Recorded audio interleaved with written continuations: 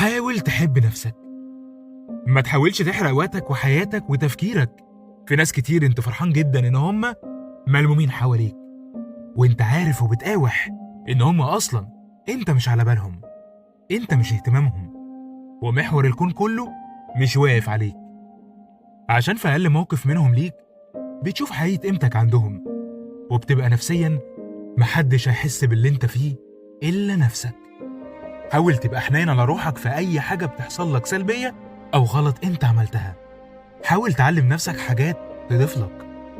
حاول تحسس نفسك انك اهم حد في حياتك.